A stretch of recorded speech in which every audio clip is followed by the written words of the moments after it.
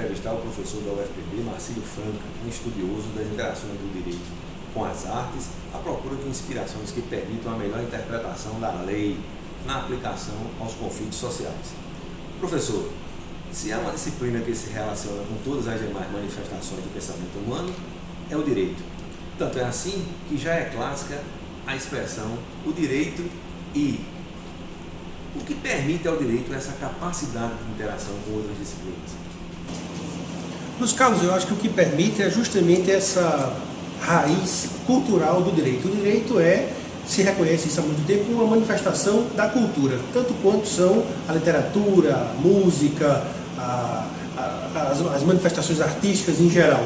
Eu acho que essa raiz comum, que é muito evidente nos mais antigos e hoje talvez seja menos evidente, mas é essa raiz comum que permite esse diálogo do direito com todas as outras manifestações culturais, como a gastronomia, a escultura, o cinema, o teatro.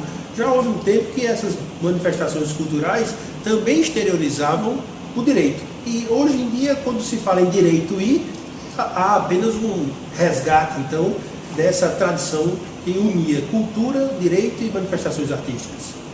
Professor, e o direito também busca inspiração, por exemplo, para interpretar melhor suas normas, regras e leis, para aplicá-las com justiça, a partir de outras ciências e artes, correto? Verdade, hoje em dia se torna cada vez mais evidente, Rossi, que o direito sozinho ele não consegue oferecer respostas a tudo. O direito, portanto, a lei é insuficiente para oferecer soluções à quantidade de casos complexos, situações inusitadas que a nossa sociedade cada dia mais apresenta, expõe.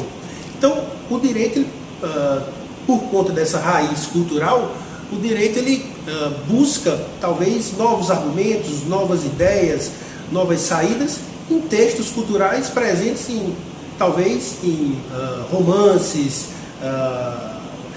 peças de teatro, poemas, que tem uma capacidade, o artista, o literato, o escritor tem uma capacidade muito interessante de antecipar o futuro, de antecipar os possíveis. Por incrível que pareça, a literatura não só conta o que já existiu, ela cria novas possibilidades, antecipa o futuro. Os exemplos eu poderia citar muitos aqui dessa capacidade da literatura antecipar determinados cenários, mas eu me lembro de um que é particularmente eloquente, que é um conto de um escritor argentino chamado Julio Cortázar, que nos anos 70 conta uma história de um grande engarrafamento na periferia de Paris, saindo para um feriadão, digamos assim, na praia, e que paralisa todo o trânsito e as pessoas começam a viver nos seus carros, criam relações afetivas, uns habitando nos carros dos outros, enfim. E agora, recentemente, há 1 ou 2 anos atrás, eu me lembro de ter lido uma notícia num jornal internacional de também um grande engarrafamento na periferia de Pequim, que o trânsito fica paralisado durante semanas até que máquinas consigam construir um desvio com a estrada alternativa que praticamente reproduz aquela história que 40 anos antes Cortázar tinha dito. Qual o divisor do qual não se pode afastar o direito nessa busca por justiça? Porque, por exemplo, ele pode se inspirar na literatura, ele pode beber em outras fontes, mas há algo que ele não pode se afastar. O que é que o direito tem que manter sempre como premissa para poder arbitrar os conflitos?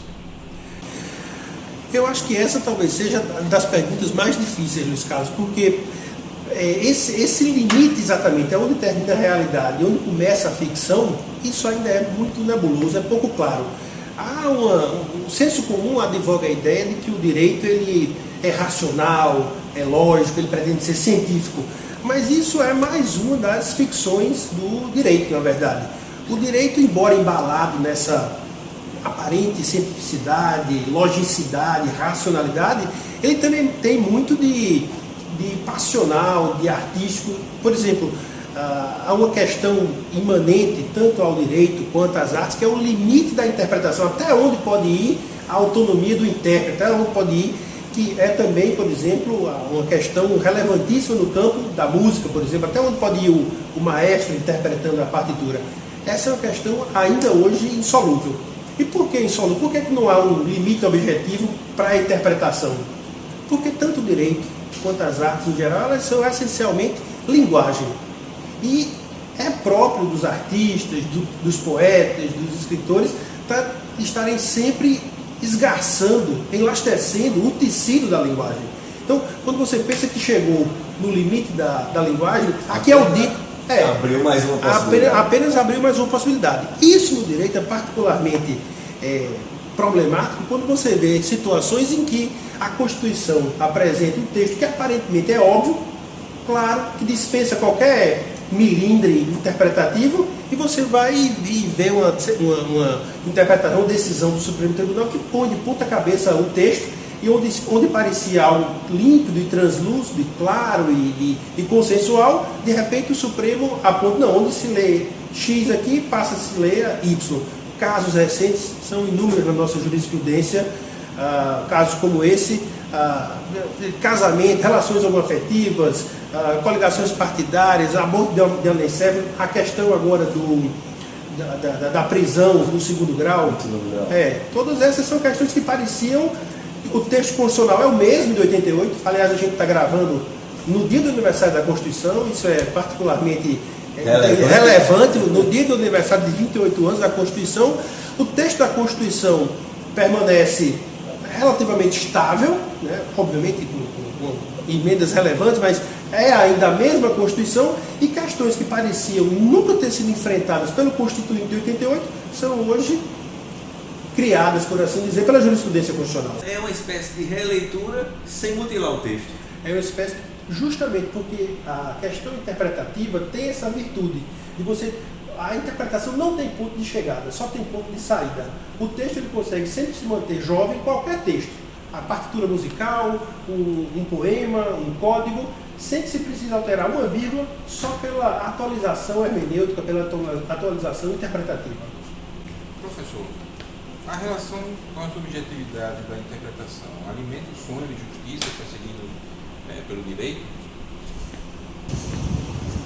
Jorge, eu acho que nos últimos 150 anos o direito foi cada vez mais tentando se afastar dessa ideia de subjetividade, do eu, das idiosincrasias. A ideia foi atribuir ao direito uma aparência de cientificidade, de sistematização, de racionalidade, como se o direito fosse aquela máquina de decidir conflitos.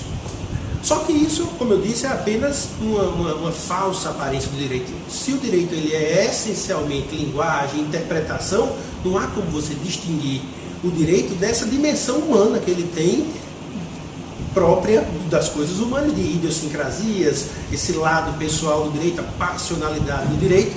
Então, embora pareça que seja uma coisa boa esse direito afastar-se do subjetivismo, à primeira vista o senso comum poderia indicar que isso seria algo positivo, me parece que isso é lutar contra a maré, nadar contra a corrente. O direito ainda continua muito apegado a essa dimensão humana, ainda tem muito de subjetivo, pessoal.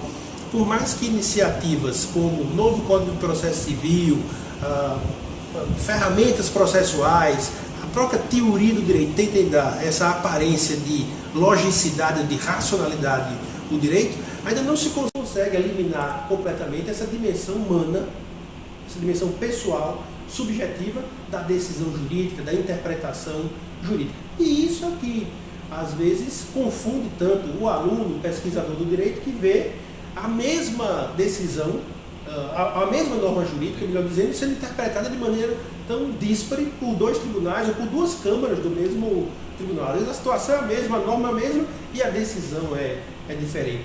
Ora, isso é bom ou é mal para o direito? Me parece que isso nem é bom nem é mal para o direito. Isso é próprio da condição humana.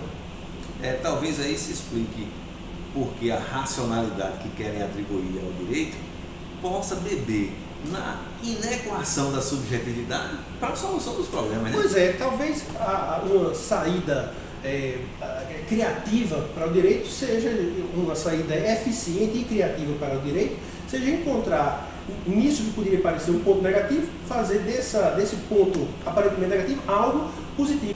Talvez essa investida no subjetivismo na relação com outras manifestações culturais humanas, permita ao direito ser mais racional, né?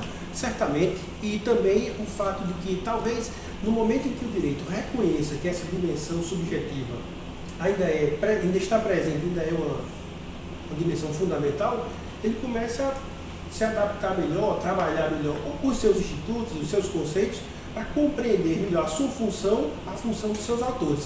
Na hora que você reconhece o primeiro passo para resolver um problema é reconhecer que o problema existe. Antes da última pergunta, deixe o seu like e se inscreva no nosso canal, ok? Professor, como o senhor definiria então a nossa conversa de hoje?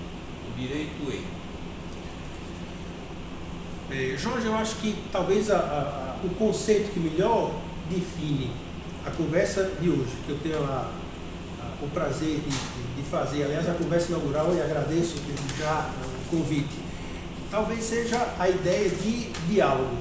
Direito é um movimento que vem se estabelecendo no campo jurídico há cerca de 20 anos, desde os anos 90, e vem procurando resgatar, como eu disse, aquela raiz cultural que existia no direito e em outras manifestações artísticas, e a partir desse resgate, possibilitando agora conversas do direito com a gastronomia, o direito com o cinema, com o teatro.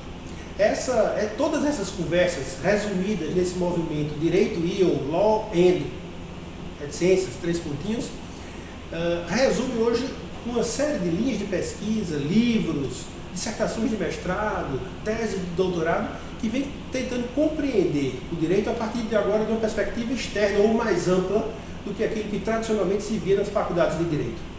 Tudo isso, essa ideia de diálogo, essa ideia de estabelecimento de pontes, tudo isso resume aquilo que a gente vem na Universidade Federal da Paraíba concebendo com o nome de transjuridicidade. Uma juridicidade que vai além daqueles lugares tradicionais do direito, a norma, a lei, o código, a Constituição. A juridicidade que ultrapassa esses muros em busca de uma compreensão mais ampla do fenômeno jurídico, de sua produção e de sua aplicação. No próximo programa, nós vamos voltar a conversar com o professor Marcílio Franca, dessa vez numa ligação mais estreita entre direito e arte. Obrigado a todos.